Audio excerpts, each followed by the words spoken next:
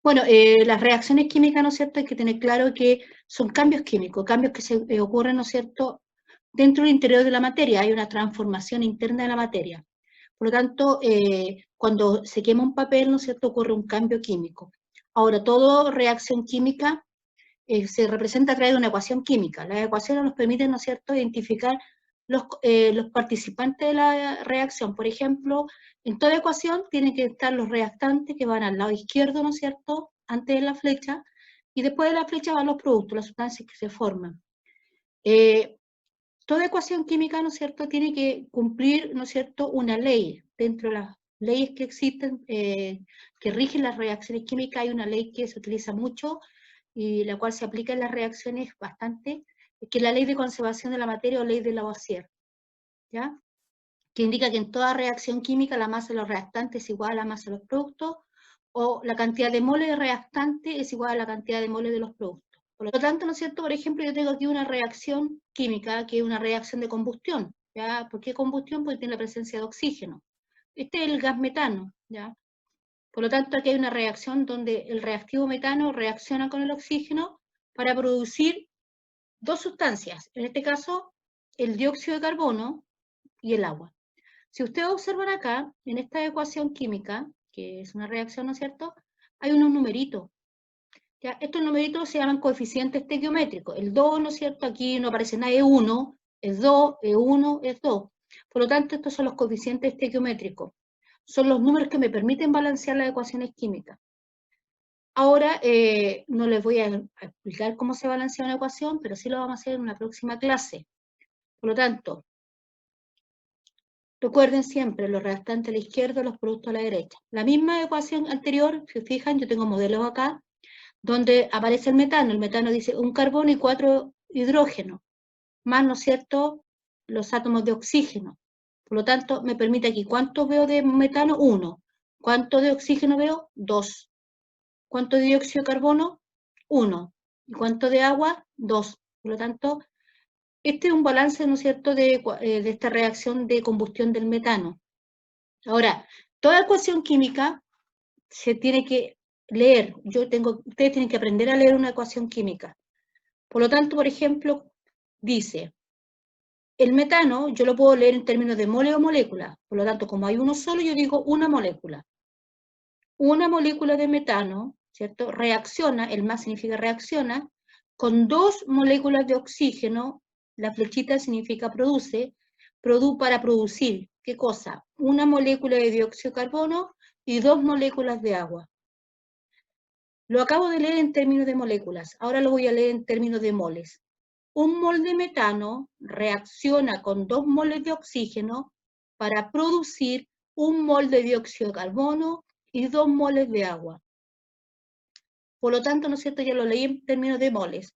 También lo puedo leer a partir del número de Avogadro, ¿ya?, que me dice 6,02 por 10 elevado a 23 moléculas, ¿no es cierto?, reaccionan con 2 veces, ¿no es cierto?, el valor del 6 por 10 elevado a 23, 2 veces, ¿no es cierto?, este valor, moléculas, para producir 6,02 por 10 elevado a 23 moléculas de esta sustancia, más, ¿no es cierto?, producir, ¿no es cierto?, 2 veces el valor de 6,02 por 10 elevado a 23 moléculas.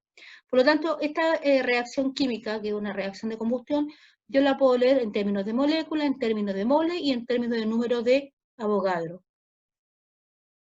Y eso es lo que ustedes tienen que realizar, ¿no es cierto?, en las que se les van a proponer. Aprender, ¿no es cierto?, a leer una reacción química. Vamos con los tipos de reacciones químicas. Van a utilizarse 2 criterios para clasificar las reacciones químicas. Dice, podemos tomar 2 criterios para clasificar las reacciones químicas presentes en nuestro entorno. El primero de ellos es en relación a la organización molecular, cómo se organizan las moléculas dentro de la ecuación. Dice, luego, según la energía involucrada en la reacción. Vamos con la primera. Dice, organización molecular de las reacciones pueden ser de adición o síntesis, también se le llama de combinación. Por lo tanto, cuando yo tengo 2 reactantes, ¿sí?, por ejemplo, yo tengo un reactante A más un reactante B, cuando se combinan, van a formar un solo producto. Por lo tanto, una reacción de adición o síntesis son aquellas, ¿no es cierto?, que ustedes van a identificar solamente un producto. Van a tener reactante, ¿no es cierto?, y este reactante O sea, a partir de la teoría de las colisiones, donde colisionan los reactivos. Aquí los reactivos colisionan, rompen los enlaces, se reordenan y forman una sustancia nueva que un producto. Por lo tanto, ¿cómo se identifican? De esta manera. Aquí yo tengo un ejemplo. Dice nitrógeno más hidrógeno. Estos reaccionan y forman un solo producto, que es amoníaco. Por lo tanto, tengo el hidrógeno más el oxígeno, reaccionan, forman agua. El aluminio más el bromo, ¿cierto?, forma el bromuro de aluminio. Si ustedes observan acá, ¿no es cierto?, la mecánica, dos reactantes originan un producto, dos reactantes originan un producto, dos reactantes originan un producto. Por lo tanto, cuando se encuentren con un tipo de reacción así, ustedes la tienen que identificar como de adición o síntesis, o de combinación. Si ustedes observan acá esta reacción de síntesis que tengo acá, que es el hierro más el cloro, que forma el cloruro, ¿no es cierto?, férrico, ¿ya? Esta reacción, ¿cómo la voy a leer? ¿O cómo tienen que aprender a leerla ustedes? En términos de moles, yo digo 2 moles de hierro reaccionan con 3 moles de cloro para producir 2 moles de cloruro férrico. En términos de átomos, yo, por ejemplo, tengo 2 átomos, ¿no es cierto?, de hierro, reaccionan con ¿cuántos átomos de cloro? Yo digo 3 por 2, 6. Aquí hay un total de 6 átomos. Con 6 átomos, ¿no es cierto?, de cloro, para producir en total, ¿cuánto? Tengo 2 de hierro, más los 6 de cloro, tengo un total de 8. Por lo tanto, la ley de conservación de la materia, ¿no es cierto?, se aplica en todas las reacciones químicas, y yo lo puedo leer en términos de masa o en términos de átomos o de moles. Por lo tanto, la cantidad de átomos de los reactantes debe ser igual a la cantidad de átomos de los productos. Fíjense que acá yo tengo 8 átomos en los reactantes y tengo 8 átomos en los productos. Por lo tanto, es así también como se puede leer una ecuación química. Y esto es aplicando, ¿no es cierto?, la ley de conservación de la materia o ley de Lavoisier. Si nos vamos acá, por ejemplo, en esta ecuación que tengo yo acá, aquí yo leo dos moles, ¿no es cierto?, o 2 átomos en este caso de aluminio, reaccionan con 6 átomos de bromo, ¿no es cierto?, para producir, ¿qué? 2 átomos de aluminio y 6 de bromo. Si ustedes suman acá, yo tengo 6 más 2 son 8. Aquí tengo 2 de aluminio más 6 de bromo son 8. Por lo tanto, 8 en los reactivos, 8 en los productos. Vamos con la siguiente reacción, ¿no es cierto?, que es de descomposición o eliminación. Aquí, la reacción de descomposición es la inversa, ¿no es cierto?, de la reacción de adición o síntesis. Fíjense que yo tengo aquí un reactivo, y este reactivo a veces todo se va a descomponer, donde uno va a salir eliminado. Por lo tanto, yo tengo esta reacción que es la inversa a la anterior. Y tengo el ejemplo acá, pues yo tengo esta sustancia que es el peróxido de hidrógeno, el H2O2, y esta sustancia se descompone. Fíjense que se desprende, ¿qué cosa? Se desprende agua y se desprende oxígeno. Por lo tanto, esto es una reacción de descomposición o de eliminación. Se está eliminando la sustancia. Lo mismo ocurre acá con el cloruro, ¿no es cierto?, de potasio. Acá yo tengo una sal, ¿ya? Esta sal, ¿cierto?, se descompone. ¿En qué? En cloruro de potasio más oxígeno. Por lo tanto, estas dos son reacciones de descomposición o eliminación. Nos vamos al tercer tipo, ¿no es cierto?, que es el de desplazamiento o sustitución. Fíjense que yo tengo acá una molécula, ¿no es cierto?, una reacción general, dice, tengo un reactivo A más un reactivo BC, ¿ya? Produce, ¿no es cierto?, AC más B. Fíjense acá en este ejercicio. El A es el cloro gaseoso, el BC es el bromuro de sodio, ¿ya? Produce, ¿qué cosa? ¿No es cierto?, el cloruro de sodio, que vendría siendo AC, más B, que sería el bromo. Por lo tanto, aquí una sustancia desplaza a la otra. Fíjense, ¿quién desplazó a quién? El reactivo A desplazó al B. El A saca al B, ¿no es cierto?, el B queda libre. Por eso se llama reacción de desplazamiento. En el segundo caso que tengo aquí abajo, yo tengo el hierro, ¿no es cierto?, con el sulfato de cobre, produce cobre más sulfato de hierro. Por lo tanto, aquí la sustancia que desplaza es el hierro. El hierro, ¿no es cierto?, desplaza el cobre queda libre. Por lo tanto, es una reacción de sustitución o desplazamiento. Por lo tanto, si yo quiero decir desplaza, que lo saca, ¿no es cierto? O sustituye. El hierro sustituye al cobre. Toma el lugar del cobre, en este caso. Según la energía, las reacciones químicas se pueden clasificar de dos maneras, ¿ya? Y todo depende, ¿no es cierto?, de la energía que tenga la reacción. Si la energía, por ejemplo, la reacción absorbe energía, nosotros hablamos, ¿no es cierto?, de una reacción endotérmica. Pero si la reacción libera energía, hablamos de una reacción exotérmica. Fíjense acá, yo tengo un fósforo, ¿no es cierto?, se enciende. Esta es una reacción exotérmica porque se está liberando energía en forma de calor. Aquí la energía, ¿no es cierto?, está en forma de calor. Lo mismo que ocurre acá cuando se está quemando algo. Por lo tanto, la mayoría de las reacciones de combustión, que son las que donde se están quemando, son exotérmicas. Y acá, ¿no es cierto?, tengo las endotérmicas. Las endotérmicas son las que introducen calor al sistema. Aquí un sistema, ¿no es cierto?, todo lo que yo quiero estudiar. Por ejemplo, aquí esta imagen representa al hielo seco. El hielo seco es dióxido de carbono, ¿no es cierto? Y el dióxido de carbono está a una temperatura, ¿no es cierto?, bastante baja. Por lo tanto, cuando entra en contacto con el calor, ya, por ejemplo, si estamos a 10 grados Celsius, rápidamente el dióxido de carbono se empieza a evaporar, ¿ya? Se evapora, pasa del estado sólido al estado gaseoso, por lo tanto es una reacción, ¿no es cierto?, donde se está sublimando el dióxido de carbono. Por lo tanto, los cambios físicos de la materia, ¿ya? Los cambios físicos de la materia, también nosotros podemos ver los procesos endotérmicos y los procesos exotérmicos.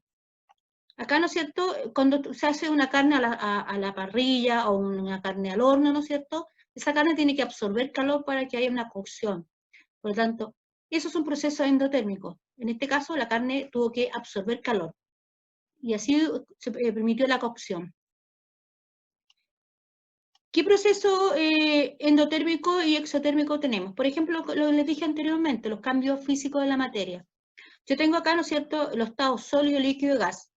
Por lo tanto, cuando voy hacia acá, de izquierda a derecha, cuando paso por los procesos de fusión, evaporación y sublimación progresiva, estos son cambios de estado que son endotérmicos, que necesitan calor. Por lo tanto, el estado sólido, el hielo, por ejemplo, cuando tengo agua en estado sólida, necesito que pase al estado líquido, le tengo que introducir calor. Va absorbiendo calor. Por lo tanto, el líquido, si quiero que pase al estado gaseoso, sigue absorbiendo calor. Igual que lo que pasa con el proceso de sublimación, ¿no es cierto?, que va del sólido al gaseoso. En el caso del hielo seco, el hielo seco se sublima.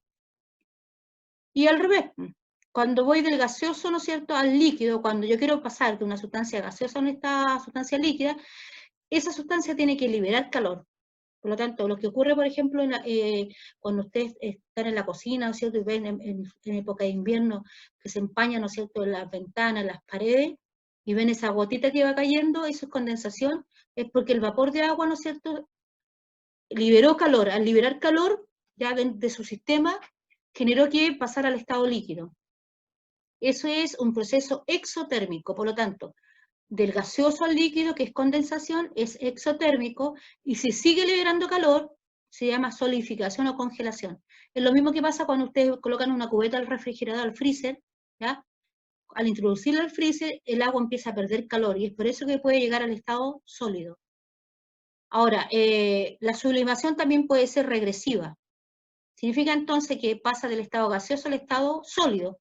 El hielo seco, ¿no es cierto?, puede pasar del estado sólido al gaseoso, también puede pasar del gaseoso al sólido.